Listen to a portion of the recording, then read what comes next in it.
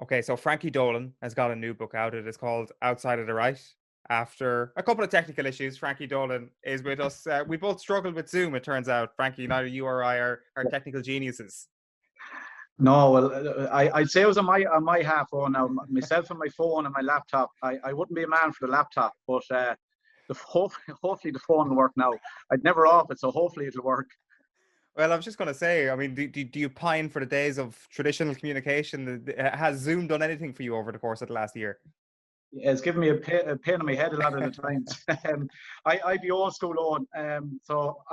Especially when I suppose comes to say if you want to have a team meeting or talk to somebody over the last year and a half, it's been very difficult. So um, I've had enough Zoom meetings to do me now a lifetime. So please God, things will start picking up a little bit more in the coming months, and we can get back to maybe sitting in a dressing room and having a bit of crack and having a chat with the football team again. I didn't realize until reading the book that you're a postman. So you really are the bastion of the traditional communication. I am, yeah, and that our job has got very, very busy over the last year and a half. We we've had Christmas nearly every day, volume wise, and I don't know whether that's a good or a bad thing, but we've been crazy busy over the last year and a half. It's quieting a little bit now in the last couple of weeks, but with shops open. But yeah, we've been very busy, getting parcels and letters and everything out to people there all over the country. I can imagine what that must have been like for you as well, to be what is the only bit of communication that a lot of people I'd imagine would have got throughout the really harsh lockdowns. Yeah, it's like I be my area where I would cover. It'll be rural enough in the crockery. It'll be between Athlone and Roscommon town. So there's plenty of roads off the main road, which would be the back end and over.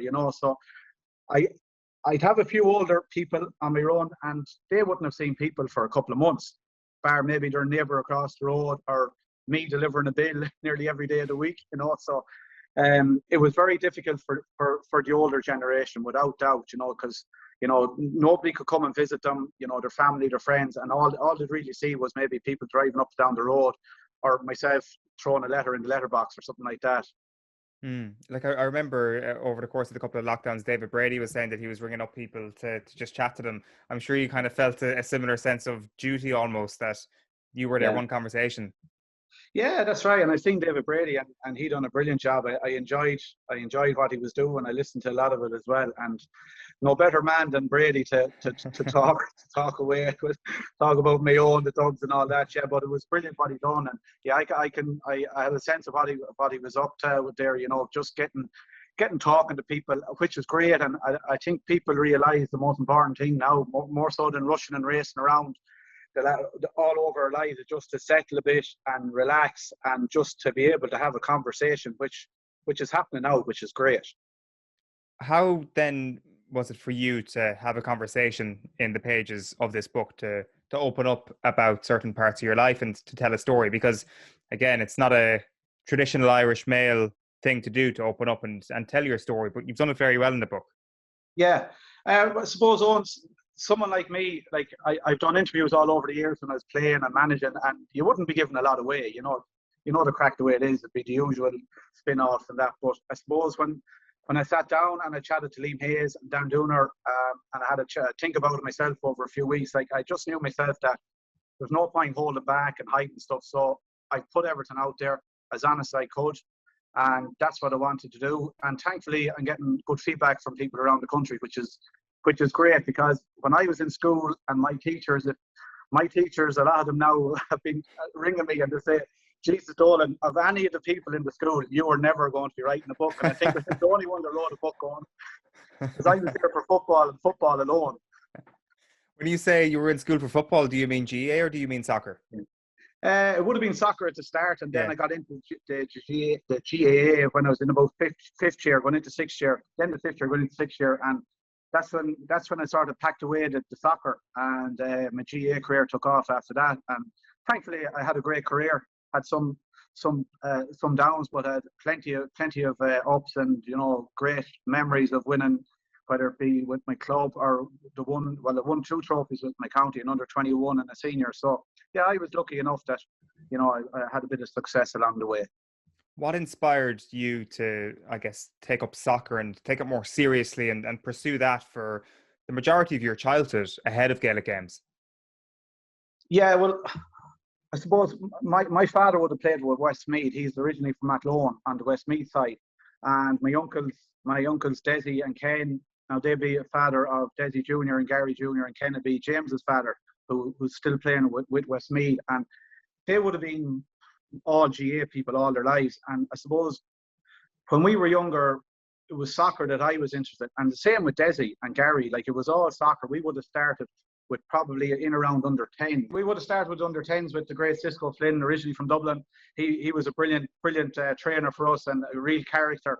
And still, people will still talk about him back in Athlone. And went to St. Peter's then after that. So you sort of go up to, it was funny, the more you go up in the age groups, you sort of had to move clubs. So I went to St. Peter's, and I think Desi came along. We went to St. Peter's, played there for a few years with Jerry McHugh and Jerry Quinn, a few guys, and a couple of great years there. And then I went to Willow Park after that.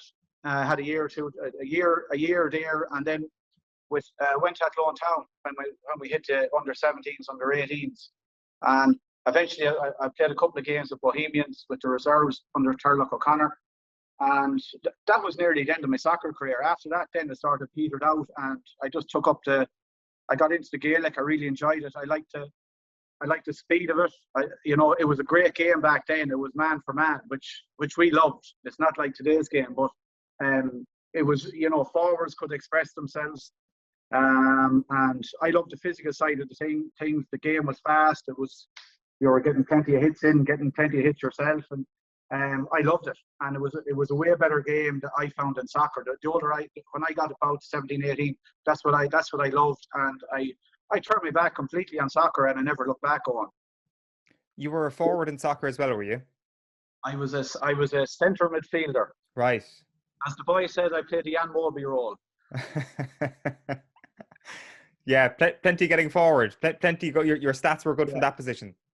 It was, yeah. I was actually, I was decent enough. I was probably, if I kept at it, I probably would have had a good career in soccer. Don't ask me what level, but I think I would have made it at some level. But yeah, I took it really serious up to youth, and I would have played with Athlone Town with Darren Frehel from RTE, with Darren's brother Jason. Jason was a really, really good soccer player, so the two of us used to play midfield together.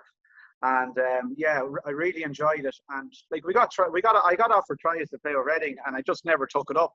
I just didn't have the interest, and for whatever reason, I don't know. Maybe I was afraid to head across England on my own or whatever. It's different nowadays, but back then it would have been totally different to me. But yeah, I probably have a little regret. I didn't stick at the soccer, but at the end of the day, I can say honestly that I really enjoyed my career with the GA, and I'm still lucky to be involved. I'm still doing a bit of coaching since I retired, and I like that as well.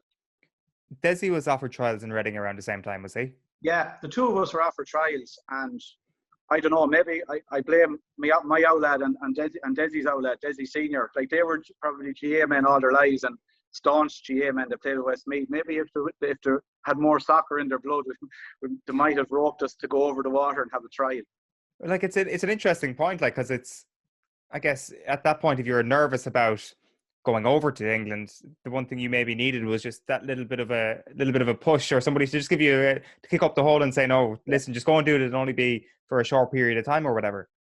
Yeah, and I touched about that in the book as well, and that's probably, you probably nailed it there, that we weren't, as you said, given a kick up the arse to say, right lads, let's go over and see what happens and give it a go. But it didn't materialise, and it's something that I think about every now and again. I wouldn't think about that often, but I'd often wonder what would have happened if we went over and see how we would have got on over there, because soccer was our first game, believe it or not. It was definitely my first game. I preferred it way more than Gaelic. I played under 12s at St. Bridget's, and I didn't play again then till I was a minor.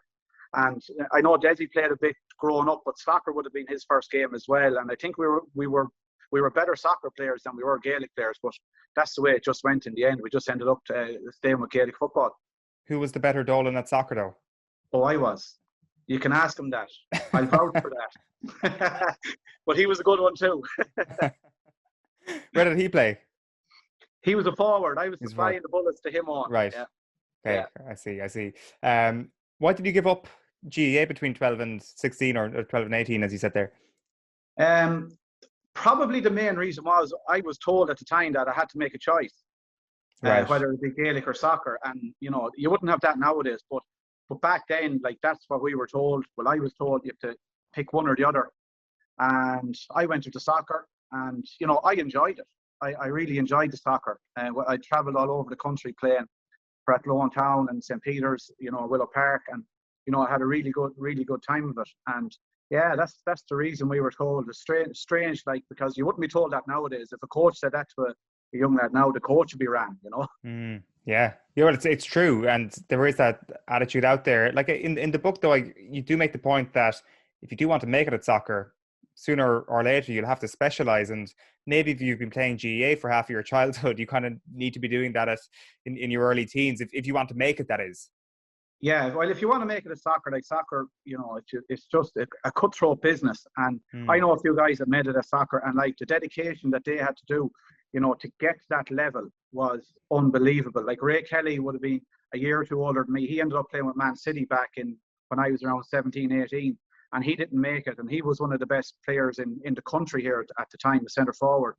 Alan Sheehan from Athlone has had a great career and is still involved over in England. And his father, Mickey, would have had to be bringing him over and back to England for trials and matches. And, you know, every week they were doing something which was unbelievable, you know, and just, you know, seeing what Alan done to make it.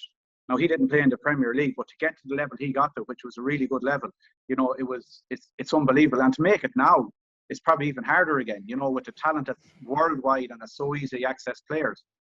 Yeah, I don't think we actually appreciate sometimes some of the Irish lads who make it in the Championship or in League One, just the level they've got to make it there. A couple of things I wanted to chat to you about, Frankie. First of all, anybody who reads this book will know that you'll have worked with some of the most interesting minds in recent GAA history, whether it's at club level or at county level. So I'll throw this one out to you first of all. Who is the best manager you've played under in GAA? Oh, geez, that's a good question, Owen. Like as you say, I played for a lot of high-profile managers: Anthony Cunningham, John O'Mahony, Kevin McStay. Oh, geez, Tommy Carr, John Tobin, Desi Dolan Senior. The best manager, I'd probably have to say, and I only got to play under John O'Mahony for 1 year with St. Bridget's back in '97, and I played a few times with him when John was over the Connacht team for the Railway Cup.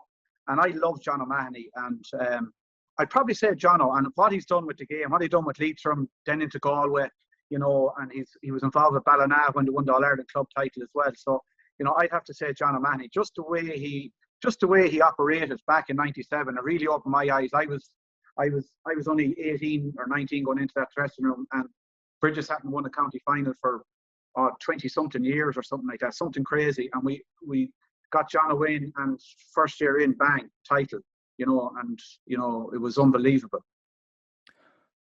What makes him such a good manager? Like, it's hard sometimes to, even if you watch A Year Till Sunday, to pick up on what it is.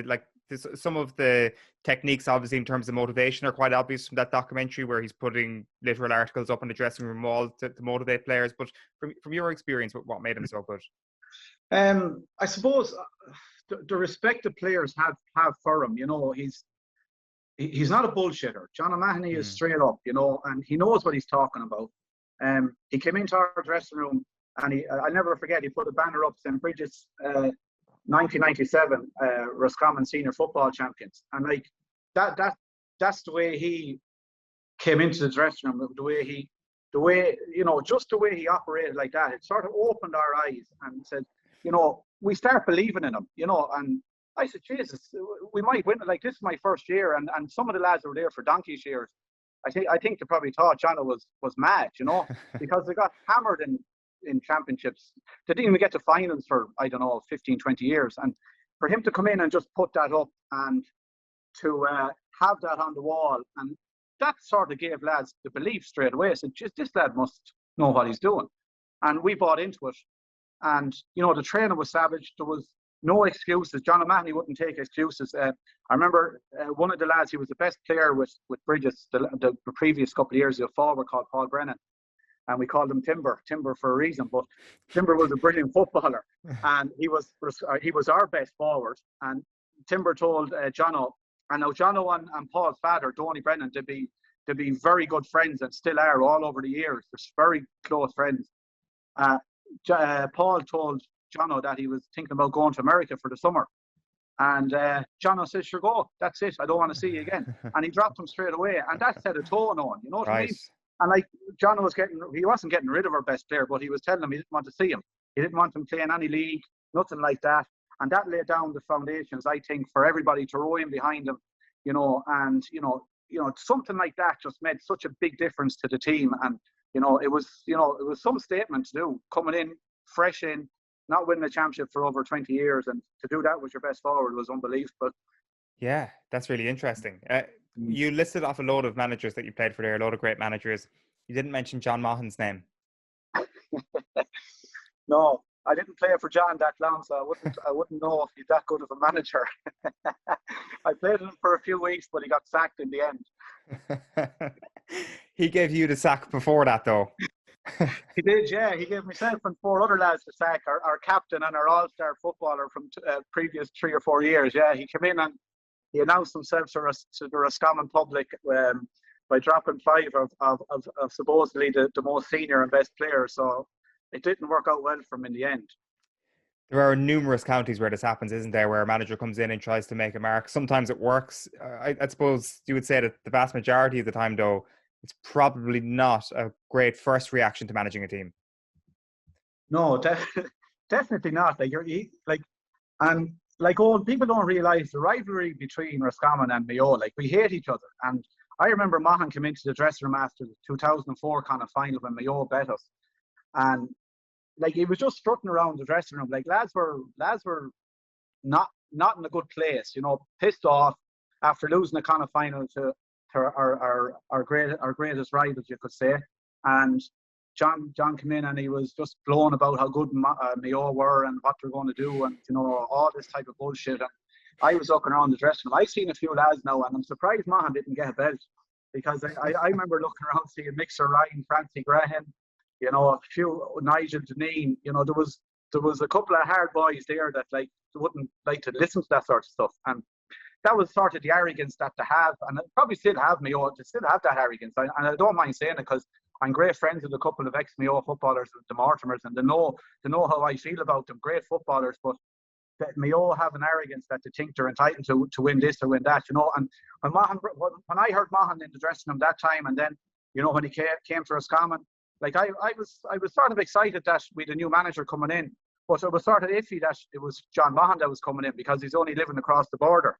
And when he came in, he dropped 5 of us, and I heard it over the radio station in Roscommon. I didn't get a phone call. I didn't get a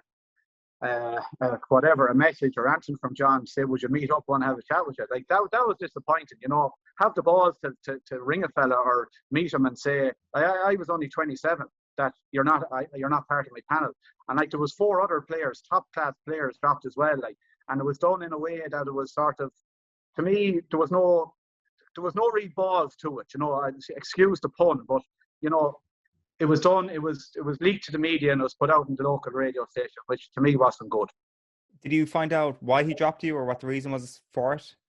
I didn't find out, but I've heard that he thought I wasn't good enough. That's what I've heard now. So I didn't hear it from John himself, but maybe someday if I meet him somewhere along the line, he might give me an explanation. But I was good enough in 2008, actually, 3 years later, and I was nearly at the end of my career. So I don't know why he brought me back. Yeah, you'll have Offaly and Roscommon in Division 2 of the league next year. It'll be a nice opportunity to meet up and watch a game of football. Oh, wouldn't it be lovely to be on the line in that game? Tell me, so you talk about that Mayo arrogance. Is that something that still exists in Mayo, do you think? Oh, without a doubt, yeah. And I don't know, maybe it's a good thing, I don't know, but I think they feel they're entitled to win Sam Maguire, and no one is entitled to win Sam Maguire. You have to put in a massive effort, not just over a year or two, but over a long period of time. And Mayo had their chances over the last couple of years against Dublin, and they just didn't take it. And I was at these games, and I was with people in Croke Park, surrounded by Mayo people, and they never sort of said that Dublin is a great team. It was always something was against them, whether it be a referee's call or, you know, an umpire's call or something like that. You know what I mean? And like, I don't, and like the Mortimers be the same. They'd be like saying we should have, you know, we should be winning these games, you know, and you got to go and win them. They had the chances. They had chances all over the years, all over the last 20 years to win the odd All-Ireland here and there, and they never took it. Mm. And you feel that there's just not a sense of responsibility that they take upon themselves after those games? Well, I'm just talking about, I don't know the current Mayo players, but I'm just talking about, say, the fans on All-Ireland final day. They're always coming up with excuses. Like, they'll never say that Dublin were the better team. Maybe Mayo were the better team on the day, but they didn't beat them. You know, and you got to go and have the balls to go and win All-Ireland, and, you know, stop making excuses that there was a curse put on the team from 100 years ago or something like that. You know, that has nothing got to do with not beating Dublin in Croke Park. Yeah, I'm sure some people still believe it though, and I'm sure they're thinking it'll pass eventually. Just one other thing on the manager's front, one of the people we possibly in an alternate reality could have added to this list is Paddy O'Shea. How close did you come to playing for him? Yeah, very close on. I met Paddy in Kinnegad in Bracken's pub one evening before he was going training with Westmeath, and it was back in 2005. So it wasn't long after we were dropped off the Roscommon panel. And, you know, it was probably a little bit too early for it to happen on. You know, it was still only a couple of weeks after we'd been dropped. You know, I was chatting to Desi about it. Desi chatted to Paddy about it. And, like, Paddy wanted it. He wanted it to happen. And he plagued me after that. And I have it in the book. I was afraid to answer the phone to him because I know I would have said yes. Because we clicked straight away. We had great crack chatting about football and where I was in my career and what happened with Roscommon and all that type of stuff. He wanted to pair me up front with Desi, and that's something that I would have loved to have done, you know, because I would have played underage soccer for maybe 6-8 years with Desi when we were younger, you know, so we would have been very close. And I wanted it to happen, but when I sat back and I gave it a couple of days, and I was thinking it was too short a time after I was dropped from Roscommon. You know, I didn't want it to look like sour grapes and throwing the grapes out or whatever. And I just let it settle, and it just let it off, and it just didn't happen. But it almost happened a couple of years after that with Tomás O'Flaherty. And, you know, for some reason, I can't remember exactly what it was like, but everything was more or less put in stone and everything was done. But according to, I think it was the chairman back then, I needed to move club. And I wasn't moving club because I already had moved club maybe 7 or 8 years before that, or 6 or 7. And I didn't want to move club again just to play county football, you know. And that's how close, it was so close, you know, but yet so far. But it's something that I'm sorry it didn't happen at you know, when Tomás came knocking on the door. That's when I was 100% certain in my own mind that I wanted to go and play with Westmeath, because the connections I'd have with Westmeath, I would have went to school in Westmeath, grown up in Westmeath. You know, I'd have a lot of connections in Westmeath. You know, my father is from Westmeath, but it didn't happen in the end, which was a pity. How do you think the Roscommon GAA supporters would have felt about that? I probably wouldn't be happy, but they'd have to see where I'm coming from as well. Like, I was out of the inter-county football scene for a couple of years on, and I wasn't getting any younger. And like, I thought to myself, this is the only chance I probably have of playing inter-county football again. And so I gave Desi the shout, met with Tomás, you know, I had a great chat with him for a couple of hours, and he knew the lie of the land. And like, I suppose I was a little bit older and a little bit wiser, and I knew the time was right then to go for it. And it's just a pity it didn't happen, because I would have loved to have played the Westmeath for a couple of years. Yeah, I'm sure it was a brilliant setup to be a part of as well, those couple of setups. Just a couple of other things just to touch on, Frankie. Like, I'm really interested in this period of your life around 2002 onwards. Like, you talk obviously about there was a couple of injuries, there was a couple of suspensions here and there. There was a period of time where you found yourself training on your own quite a bit. You were in solitude in the early months of the year quite a bit. Do you look back on those times as like especially grim, or do you look back and say, God, that was amazing that I was actually out here grafting on my own and trying to find that mental fortitude to be able to succeed? It probably made me a bit stronger, but when you're involved with a county team, you want to be training with, you know, you need to be training with the team. It's grand saying you're training away from the team, but like, when you're not involved with the training, with the drill, with the games, you know, you're not you're not in the manager's mind. Like, it was grand to be there training on, but like, I had a couple of bad injuries. I pulled the quad muscle before the league semi-final against Mayo up in Market Park one year, and I came on, and I done more damage to it by just coming on, and that set me back again. I had the shoulder operation after the kind of final against Mayo in 2001. I dislocated that against Galway. That set me back probably a year or more, because I actually fell. I have it in the book as well. I fell down the stairs a couple of days after the operation. I was living in Dublin at the time, and I was sleeping downstairs. I went up to the toilet in the middle of the night, and I'll never forget, it was a carpet stairs, and I took one step and my foot went from under me and, slid down the stairs. My left arm went back, ripped the stitches, I nearly put my foot through the door with the pain that was in my arm, and I had to go back to Blackrock Clinic, and them little things and a couple of hamstring injuries, that all set me back. And, at county level, you need to be fit, you need to be training, and all that stuff set me back, which didn't help my inter-county career. I do find it remarkable as well that maybe there was such an influence on trying to get yourself ready by running, and that was it. And trying to do that on your own, that can't have been easy on the head. That can't have been good for the head at that time, when there was maybe just a lack of appreciation about the mental well-being of players.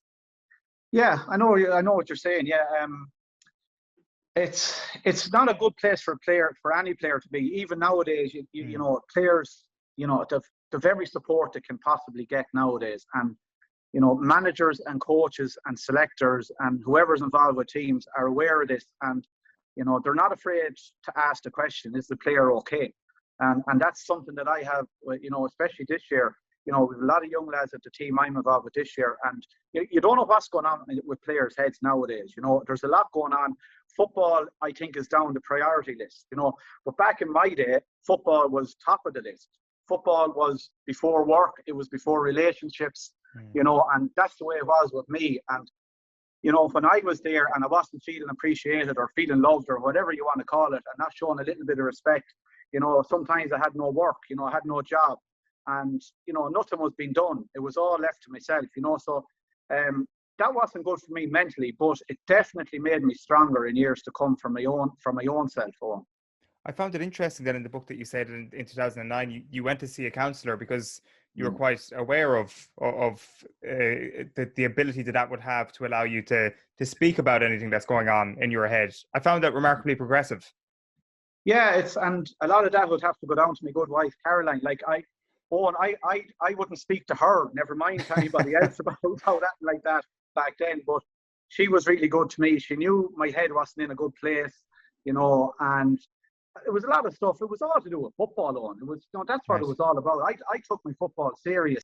Like, I played football at the highest level for nearly 20 years, and like, unless you're dedicated and you love your sport, whatever it may be, you're not going to play at the highest level, you could say, for that length of time. And like, people don't realize the effort that I would have went to personally to get myself fit, and as well as that, good free takers, the best free taker in the country is Dean Rock. He doesn't just go to training with the boys and kick a few frees. He's at it every other day of the week, and it's small things like that people don't really appreciate. To go to the match on the Sunday and they'll see, geez, the lads are pissed off after losing, and they'll be coming over to you and they'll be all laughing.